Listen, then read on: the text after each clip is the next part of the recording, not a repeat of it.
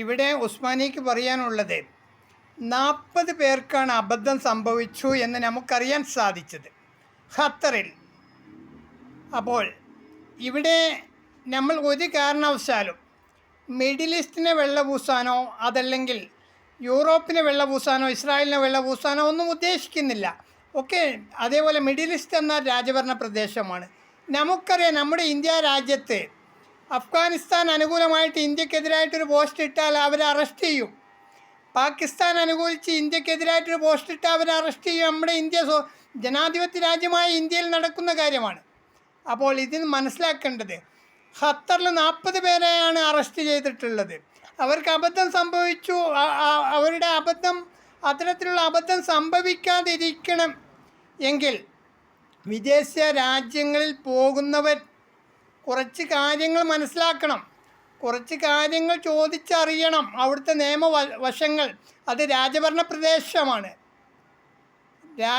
പ്രദേശമാണത്. ഇന്ത്യയെപ്പോലെ ജനാധിപത്യ രാജ്യമല്ല. നമ്മുടെ ഇന്ത്യ എന്നാൽ ജനാധിപത്യ രാജ്യം നമുക്കറിയാവുന്ന പരമാർത്ഥമാണ്. അപ്പോൾ ജനാധിപത്യ രാജ്യത്ത് പോലും രാജ്യത്തിനെതിരായിട്ട് മറ്റ് രാജ്യത്തിനെ അനുകൂലിച്ചുകൊണ്ട് മറ്റ് പോസ്റ്റുകളൊക്കെ ചെയ്തു കഴിഞ്ഞാൽ തീർച്ചയായിട്ടും അറസ്റ്റ് ഉണ്ടാവും. അതാണ് 40 പേരുടെ അറസ്റ്റ് ഖത്തറിൽ സംഭവിച്ചത് നമുക്കറിയാൻ സാധിച്ചത്. ഒരു കാരണവശാലും ഇപ്പോൾ ഇസ്രായേലിന് സപ്പോർട്ട് ചെയ്തു എന്ന് പറയുന്നു. ഇസ്രായേലും അമേരിക്കയും യൂറോപ്പ് പോലുള്ള മറ്റ് ചില രാജ്യങ്ങൾ, ഇപ്പോൾ ഇസ്രായേൽ ഇന്ത്യയെ ഒരിക്കൽ സഹായിച്ചു. നമ്മൾ LKGയിൽ പഠിക്കുമ്പോൾ ഒരാൾ നമ്മെ സഹായിച്ച് എന്ന് വിചാരിക്കുക. SLCക്ക് പഠിക്കുമ്പോൾ അവർ നമ്മെ സഹായിക്കാൻ ഉണ്ടാവുമെന്ന് നമുക്ക് ഉറപ്പുണ്ടോ? ഇല്ല. അവർ വേറെ വശത്തായിരിക്കും, നമ്മൾ വേറെ ഭാഗത്തായിരിക്കും. അപ്പം അങ്ങനെ എന്ത് തന്നെയായാലും നമ്മളെ ഏതെങ്കിലും കാലത്ത് ഒരിക്കൽ സഹായിച്ചവർ എത്രയോ വർഷങ്ങൾ കഴിഞ്ഞിട്ട് വീണ്ടും നമ്മളെ സഹായിക്കുമെന്നുള്ളൊരു പ്രതീക്ഷ വേണ്ട. അപ്പോൾ എന്തു തന്നെയായാലും ചുരുക്കത്തിലൊരു കാര്യം മനസ്സിലാക്കിയാൽ മതി. അമേരിക്കയാണല്ലോ ഇസ്രായേലിനെ വളർത്തിക്കൊണ്ടുവരുന്നത്. ഒരു രാജ്യവും പറഞ്ഞിട്ട് അംഗീകരിക്കാതെ യുദ്ധ നിയമങ്ങൾ സർവ്വതും ലംഘിച്ച് 40 ലക്ഷക്കണക്കിന് 50,000-ഓളം സ്ത്രീകളെയും കുട്ടികളെയും വൃദ്ധന്മാരെയും ഭക്ഷണത്തിന് കാവൽ നിൽക്കുന്നവരെയും ഗർഭിണികളെ ഉൾപ്പെടെ വെടിവെച്ച് കൊന്ന് ആയുധമെടുക്കാത്ത ഗർഭിണികളെ വരെ വെടിവെച്ച് കൊന്ന് കുട്ടികളെയും സ്ത്രീകളെയും 50,000-ഓളം. ഈ ടീം എത്രത്തോളം നല്ല ടീമാണ്, ഈ ടീമിനെ വേണ്ടിയാണോ നിങ്ങൾ സപ്പോർട്ട് ചെയ്യുന്നത് മനസ്സിലാക്കുക. അത് മാത്രമല്ല, ഈ ടീമിനെ വളർത്തിക്കൊണ്ടുവരുന്ന അമേരിക്ക എന്ന് പറയപ്പെടുന്ന രാജ്യമുണ്ടല്ലോ, ഈ അമേരിക്ക, ഇന്ത്യയുടെ ഭരണാധികാരി നമ്മുടെ മോദിജി പറഞ്ഞത് ട്രംപ് നമ്മുടെ ഫ്രണ്ടാണ് എന്നാണ് പറഞ്ഞത്. ആ ട്രംപ് ഈ മോദിജിയെ പോലും അപമാനിക്കപ്പെടുത്തിയ ഇന്ത്യ രാജ്യത്തെ വളരെ പരിഹസിക്കുന്ന രൂപത്തിൽ കൈയും കാലും ദേഹമാസകലം ചെങ്ങലയിൽ ബന്ധിച്ച് ഇന്ത്യ രാജ്യത്തോട്ട് അമേരിക്കയിൽ അവിടുത്തെ പൗരത്വം സ്വീകരിച്ചുകൊണ്ടും മറ്റും 40ഓളം വർഷങ്ങൾ 20, 30, 40 വർഷത്തോളം അവിടെ ബിസിനസ്സും കാര്യങ്ങളും ജോലിയുമൊക്കെ ചെയ്ത് ജീവിച്ചു പോരുന്നവരെ കൈയും കാലും ചെങ്ങലയിൽ ബന്ധിച്ച്, ദേഹമാസകലം ചെങ്ങലയിൽ ബന്ധിച്ച് ഇന്ത്യ രാജ്യത്തോട്ട് പരസ്യമായിട്ട് കയറ്റി അയച്ചു. ആ ഫ്ലൈറ്റിൽ നിന്ന് ബാത്റൂമിൽ പോകാൻ പോലും അവരെ ചെങ്ങലയിൽ നിന്ന്, ബന്ധനത്തിൽ നിന്ന് ഒഴിവാക്കിയിട്ടില്ല എന്നാണ് അറിയാൻ സാധിച്ചത്. അത്രയും മോശപ്പെട്ട രീതിയിൽ ഇന്ത്യ രാജ്യത്തോട് കടുങ്കൈ കാണിക്കുന്ന ഈ രാജ്യങ്ങളെ നമുക്കെങ്ങനെ അംഗീകരിക്കാൻ സാധിക്കും? ആ രാജ്യങ്ങളെ, അവർ സപ്പോർട്ട് ചെയ്യുന്ന ഇസ്രായേലിന് വേണ്ടി ഖത്തറിൽ ഇസ്രായേലിന് വേണ്ടി പോസ്റ്റിട്ട് 40 പേരാണ് അറസ്റ്റിൽ കുടുങ്ങിയിരിക്കുന്നത്.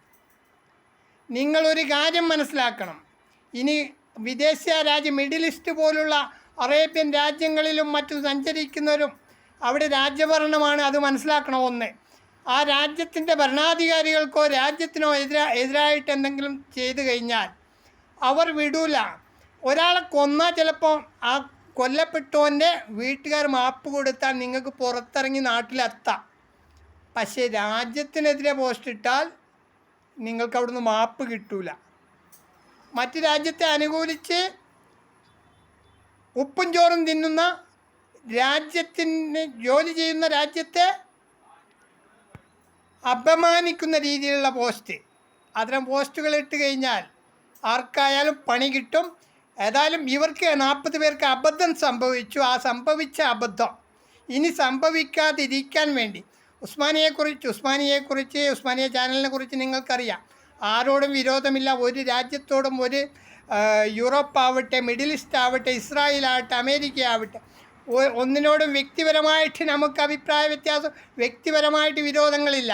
പക്ഷേ ഇസ്രായേലിനോടുള്ള അഭിപ്രായ വ്യത്യാസം ലക്ഷക്കണക്കിന് സ്ത്രീകളെയും കുട്ടികളെയും ഗർഭിണികളെയും ഭക്ഷണത്തിന് കാവൽ നിൽക്കുന്നവരെയും ആയുധമെടുക്കാത്ത ആയുധധാരികളോടാണ് യുദ്ധം ചെയ്യേണ്ടത്. ആയുധമെടുത്തവരോടാണ് യുദ്ധം ചെയ്യേണ്ടത്. പാവപ്പെട്ടവരെ നെഞ്ഞത്ത് കുതിര കയറി രക്തം ചിന്തുന്നത് യുദ്ധമായിട്ട് അംഗീകരിക്കാൻ സാധിക്കുമോ? ആ രാജ്യത്തെ പോലുള്ള അത്തരക്കാരെ അംഗീകരിക്കുന്ന രാജ്യത്തെ നമുക്കൊരു രാജ്യമായി അംഗീകരിക്കാൻ സാധിക്കുമോ എന്നതാണ് ഉസ്മാനിക്ക് പറയാനുള്ളത്. ഒരു കാരണവശാലും ഇത്തരക്കാരെ നമുക്ക് അംഗീകരിച്ച് പോകാൻ സാധ്യമല്ല. ഇസ്രായേൽ യുദ്ധ നിയമങ്ങൾ പാലിച്ചുകൊണ്ട് തന്നെ മുന്നോട്ട് പോകണം. ഒരു കാരണവശാലും ഹമാസിനെ വെള്ളപൂശാനും നമ്മൾ ഉദ്ദേശിക്കുന്നില്ല. ഹമാസ് തെറ്റ് ചെയ്തിട്ടുണ്ടെങ്കിൽ ഹമാസ് 90ഓളം രാജ്യങ്ങളിലുണ്ട് എന്നാണ് പറയപ്പെടുന്നത്. ഈ 90ഓളം രാജ്യങ്ങൾ ഒരു എലി ഇല്ലത്ത് കയറിക്കഴിഞ്ഞാൽ ആ ഇല്ലം ചുടുക എന്നതാണോ ശരി? ഒരു പൂച്ച അശുദ്ധിയാക്കുന്ന ഒരു സ്ഥാപനത്തിൽ കയറിക്കഴിഞ്ഞു എന്ന് വിചാരിക്കുക. ആ സ്ഥാപനം ചുട്ടുകരിക്കലാണോ?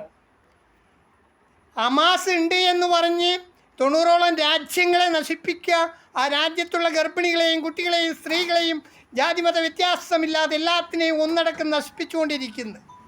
ഇത്തരത്തിലുള്ള പ്രവണത ഒരിക്കലും അംഗീകരിക്കാൻ സാധ്യമല്ല എന്നാണ് ഉസ്മാനിയക്ക് അപേക്ഷിക്കുവാനുള്ളത്. ഇസ്രായേൽ യുദ്ധ നിയമങ്ങൾ പാലിച്ച് മുന്നോട്ട് പോകണം. ഏവർക്കും നമസ്കാരം. നിങ്ങളുടെ കമൻറ്റ് എന്തായാലും കുഴപ്പമില്ല, കമൻ്റ് ഇട്ടോളൂ. Like, comment, share. Channel sub ചെയ്യാത്തവർ ചെക്ക് ചെയ്ത് സബ് ചെയ്യണമെന്ന് അഭ്യർത്ഥിച്ചുകൊണ്ട് താൽക്കാലികം നിർത്തും.